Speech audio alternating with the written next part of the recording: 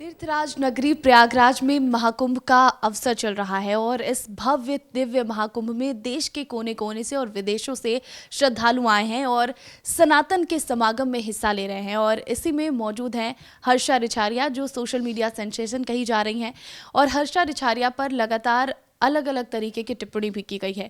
अब ऐसे में उनकी मां हमारे साथ मौजूद हैं, उनकी माता जी से बातचीत करेंगे, क्योंकि हर्षा ने ये कहा कि जिस तरह की टिप्पणियां उन पर की गई हैं, उनके गुरु पर की गई हैं, वो अब महाकुंभ छोड़ना चाहती हैं, वो वहां से वापस उत्तराखंड लौटना चाहती हैं। ऐसे में हर्षा रिछारिया की माता जी क्या कह रही हैं, उनसे जानते हैं। हमसे ज़्यादा इस समय वो बेटर समझ सकती, क्योंकि वो उस चीज़ों को समझ रही है वहाँ रह के। हम तो घर में हैं, अपने घर में, वो वहाँ रह के हर चीज़ को समझ रही है।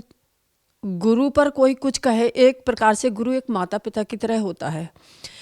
आज बच्चा अपने लिए बर्दाश्त कर लेगा, कोई कुछ कहेगा, लेकिन पेरेंट्स को कहता है तो वो बर्दाश्त नहीं करता। उसी तरह हर्षा को है, अगर उसके गुरु के बारे में कोई कुछ कहेगा तो शायद उसको सहन नहीं होगा, ना कर पाएगी। फिर वो ये सोचेगी मेरी वजह से अगर गुरु को कोई गलत बोल रहा है तो शायद मैं ना रहूं, तो कम से कम लोग अच्छा तो बोलेंगे ना उनको। अच्छा, जिस तरह उनके भगवा कपड़े पहनने को लेकर लोगों ने बयानबाजी की, तो हर्षा का ये कहना है कि आमतौर पर जो गृहस्थ जीवन जी रहे लोग होते हैं वो भी भगवा कपड़े पहनते हैं। मुझे नहीं लगता कि एक बहुत बड़ा मुद्दा है, क्योंकि भगवा कलर कोई भी पहन सकता है। बाहर से जैसे कोई विदेशी आया, उसने अगर भगवा कपड़े पहने हैं, वो मंदिर गए हैं, तो लोग उनकी वाहवाही करते हैं, ठीक है। उनको बहुत अच्छे से देखा, भगवा कलर पहन के मंदिर गए या मतलब पूजा कर रहे हैं, बहुत अच्छा वाहवाही। वही एक भारतवर्ष की बेटी, अगर उसने भगवा कलर पहन लिए, हिंदू धर्म की बेटी ने, हिंदू ने, उसने भगवा कलर के कपड़े पहन के, उस पर आपत्ति हो रही लोगों को। ये तो बहुत शर्म की बात है ना, फिर बहुत शर्म की बात है। हर्षा ने ये भी कहा कि उन्होंने कहीं नहीं कहा है कि वो साध्वी हैं। हमारी जो रिपोर्टर है उन्होंने भी बातचीत की। मैं क्या बोलूं लोगों की मानसिकता को, क्योंकि उसने साफ बोला है हर जगह कि मैं पहले आर्टिस्ट थी, एंकर थी, जो मैं अपने प्रोग्राम के हिसाब से कपड़े पहनती थी। ये कई बार उसने बोला है।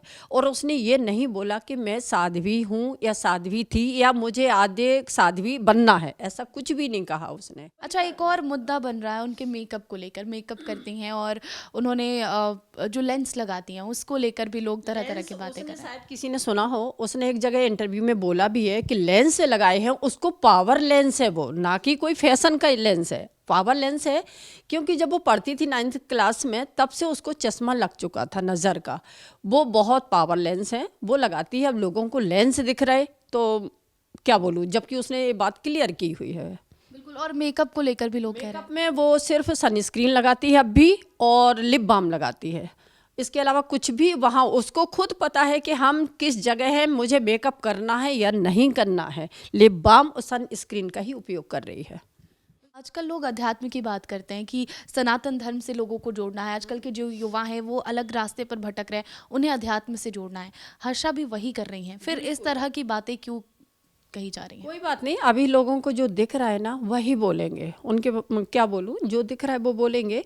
लेकिन जब हर्षा आगे अभी 1 साल बाद वही अपने उद्देश्य को लेकर काम करती रहेगी, वही लोगों को दिखेगा, तो हो सकता है वो सोचना बदल जाए, उनका भी सोचना बदल जाए। इस तरह के जो लोग सवाल उठा रहे हैं उन पर भी हर्षा ने कहा कि लोगों को इस तरह की बातें नहीं बोलनी चाहिए। अब उन्होंने कह दिया है कि वो महाकुंभ छोड़कर उत्तराखंड वापस चली जाएंगी। और उनकी माता जी से हमने बात की, उनका भी यही कहना है कि जिस तरह की बयानबाजी हो रही है उनके गुरुजी पर, तो हर्षा को ये चीज़ें अच्छी नहीं लग रही हैं और वो अब महाकुंभ छोड़कर उत्तराखंड को जाने वाली हैं। कैमरा पर्सन नागेंद्र के साथ प्रतिज्ञा, विस्तार न्यूज़।